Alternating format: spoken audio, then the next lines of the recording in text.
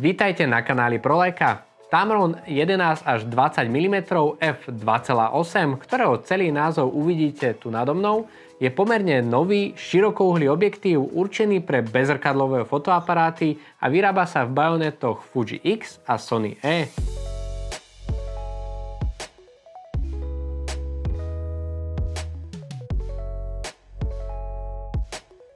Práve ten druhý na Fuji sme mali možnosť otestovať aj v našej redakcii a konkrétne ho testoval Ivo, s ktorým v tomto videu uvidíte aj rozhovor, kde povie všetky svoje dojmy, to čo sa mu na objektíve páčilo a hlavne čím je objektív taký špecifický. Avšak najprv si poďme povedať základné technické charakteristiky.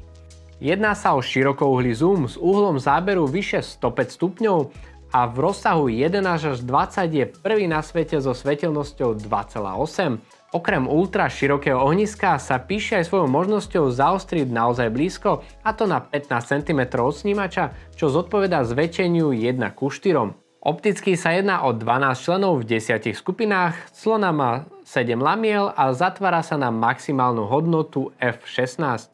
Objektív váži 335 gramov, jeho rozmery sú 86 x 73 mm a priemer filtra je 67 mm.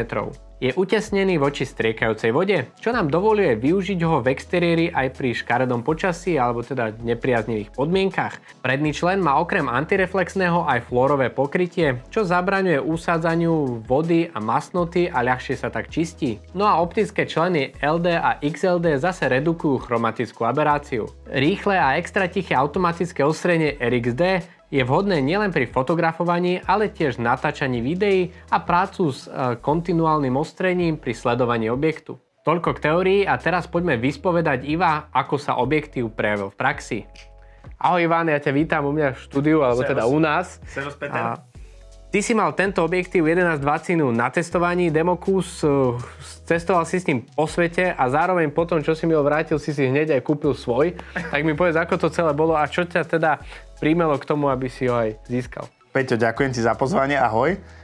Tamron 11-20, tak podľa mňa riešenie číslo 1 pre človeka ako ja, čo sa rozhodoval, aký širokouhlejší objektív, nie úplne širokouhlý, kúpiť na Fujifilm. Počas toho testovania, čo sa ti najviac páčilo na tom objektíve, alebo aký máš na ňo názor? Vieš čo, Peťo, ja som Fujista už od XT jednotky a toto bola taká cesta, ktorú si mi otvoril ty vlastne tou demo verziou. Hlavne kvôli tomu, že to má 330 alebo koľko gramov ten objektív. To znamená, že naozaj, keď sme boli či v Norsku, alebo čo sme išli na Fuerteventura, vtedy som mal ešte tú demo verziu, tak som ho mal vlastne stále v ruksaku, ani som nevedel, že tam je, takže som ho mal vždy so sebou, vždy po ruke. Svetelnosť 2.8, geniálne, ja som to na to video hlavne používal, aj teda hlavne na video to používam. Nafotil som s tým v Norsku aj nejaké fotky, kde som potreboval do toho vopchať viac. A páči sa mi to, lebo je to vlastne ekvivalent na full frame. Zdá sa mi, že 16,5 na 30. To znamená, že keď si to na full frame prepočítaš, je to taká tá zlatá stredná cesta toho širokouhlého ako keby zobrazenia, kedy ti ešte neláme nejako steny. Mne sa strašne páči, že vieš ostriť, tá minimálna zaostrovacia vzdialenosť je veľmi nízka. To si skúšal na nejaké close-upy? Veľmi často ho používam aj ten svoj na prezentácie aut a podobne pri predaji, tak vtedy vlastne ideme do detailu úplne nejakého tlačítka, nejakého chladenia sedať alebo tak a naozaj je to veľmi dobré, lebo je maličký, čiže viem byť blízko pri tom tlačidle. Úplne super, takže aj v tomto je to, že spoľahlivé a hovorím zase tá 2.8 robí to aj bokeh pri tomto videu. Aký máš názor na kresbu toho objektívu alebo teda ostrosť? Páči sa mi to, že je to od okraj po okraj. Tá obrazová kvalita je, hovorím presne na to, na čo som to chcel. Nevala mi ľudí, nevala mi steny, na tie nehnuteľnosti je to pekné, na tie prezentácie aut je to pekné. Vybral si objektív širokáč na Fuji X.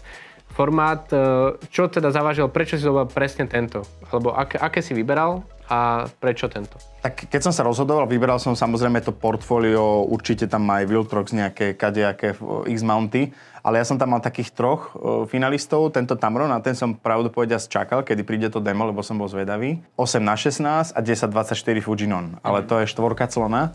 8x16 je myslím tiež 2.4 alebo tak nejak 2.8 tam je clona. Problém bola ale pritom tá cena a hlavne ten vlastne absencia závitu, alebo teda ja som našiel nejakú alternatívu, ale to bolo, že 400 € len nadstavec, ktorý bol asi takýto, hej, čiže zase keď to chcem niekde nahodiť na nejaký gimbal alebo niekde a mať to kompaktné, tak to končilo úplne, strácal to význam.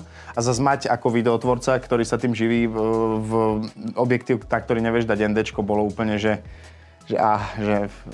nedalo sa to. Takže ak aj naši diváci teda zháňajú a pozerajú po niečom, čo je akurát širokouhlé, svetelné, cenovo výhodné a ešte vidím teda, mi to pripomenula nálepka 5-ročná, je tam Tamron, ak si teda zaregistruješ, ak sa nemýlim, ten objektív, tak máš 5 rokov teda záruku na ňo. Takže myslím si, že diváci, keď rozmýšľate nad nejakým širokouhlým objektívom, ktorý nie je úplne cenovo prepálený, bomba. Odporúčam. Super, ďakujem ti pekne za tvoje názory. Díky moc. A skúsenosti. Ahoj. O 11.20 2.8 je to pre dnes všetko.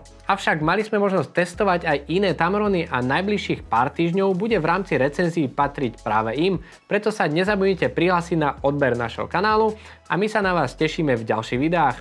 Ďakujeme za pozornosť a dovidenia.